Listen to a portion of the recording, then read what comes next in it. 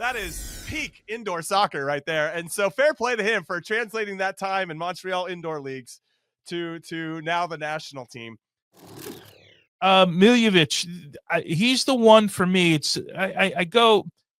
We joked about the penalty kick thing today, right? A little bit. It was a minute and a half into the game, the foul, and then 3 minutes into the game, he misses the penalty kick. He ends up getting a goal. I didn't think he was good on the day. He's the one guy I have no profile on, right? Because all we know is that he had some problem in MLS, or whatever league he was playing in 2 years ago. Then he goes down to Argentina and things don't work out with his club and he's without a club. I'm sure Pochettino has, millions of reports on him from his people in Argentina. He calls him to national team camp. I don't know that he's a different profile from what I saw today. And of course, it's kind of harsh to judge on one game, but from anyone we have in that position, right? Do they have the same agent? How does he get into this camp? I have that. It's a mystery to me. I have no. But are they family members? Is he a cousin? He was in Argentina. I mean, Pochettino probably picked up the phone to.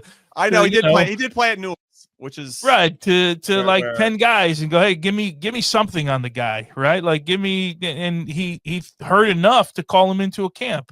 But I don't know that just seeing his profile today, because I'll be honest, other than a video they showed when he was, was it Montreal he was in when all of this happened? Montreal, and then he wasn't playing, so he went and played in an indoor league in Montreal. Yeah, under another name or something. They found out they showed a video.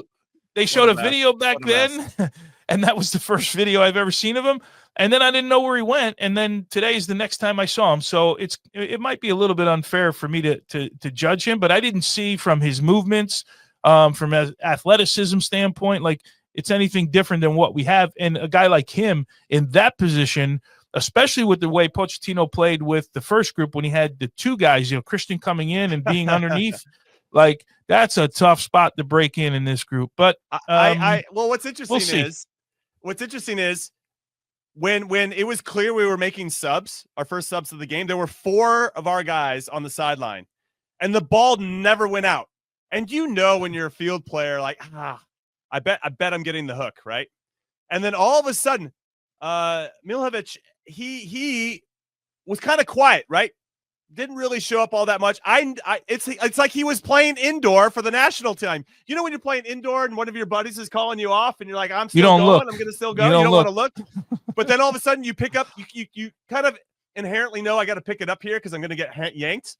So I feel like he found another level knowing he was going to get a sub. He made a hell of a play to read a pass, kept the play going, and then ended up scoring a great goal and then gets subbed off right after. I'm like, that is peak indoor soccer right there. And so fair play to him for translating that time in Montreal indoor leagues to now the national team. Again, just an interesting name to have been called in. Clearly there's a relationship there, and okay, he missed his penalty, was terrible. But that was a bad penalty. I'm glad you that brought last that up. sequence. That last sequence is pretty sick. I'm not going to take anything away from him, and it's just kind of funny that he had to have known. They stood on the sideline for so long before they got subbed, and they probably knew they were only going to get 60 anyway. That sucks when you're there, right? Like you're waiting to come in, you're going to make your debut, and the ball doesn't go out for like 4 minutes. You're like, geez, can it just go out a little bit? So I don't know. Yeah, the last sequence was good, and the other thing about him that I noticed, he's not afraid to he's not afraid to be available for the ball. He doesn't hide anywhere. He wants the ball. Maybe I don't know if that's good. It works out well all the time or not, but he's not afraid to show for the ball and be part of the play. Yeah. One of the things that I wanted to mention, and in the cloud of my excitement of the game and having a recap, right? We haven't had a recap in a while. I failed to mention that there were some really good sequences of play, and there was this really nice combination play. And when we started to get into like a 1 or 2 touch rhythm, which is what I think Pochettino wants to see. Obviously, there are moments when if you're isolated 1v1, go at that guy and try to make something happen. But it took us about 15 to 20 minutes to get our first one. And when we did, Venezuela couldn't get anywhere near us. And I thought we showed more of that in the second half. And I wanted to see more of that. Some good combination play, some good ideas, some in, back, and through.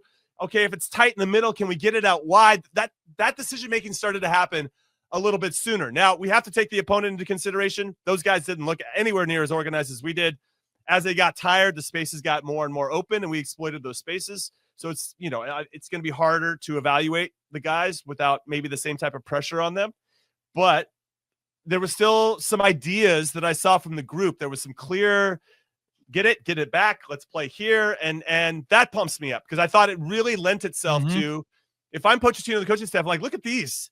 Like this type of movement and pace and tempo and rhythm, the more that we can tap into that, especially after we win it, right after we win it, if we can get right there into that spot, it's going to be hard for any top teams to be able to hang with that. And I've already seen it with the top team, with our A team, but it was cool to see it play out here because we've seen January camp games in the past. I've been a part of some too, where it's hard to find that flow and rhythm. So I was encouraged that we had a little bit of that in the game. So that was exciting.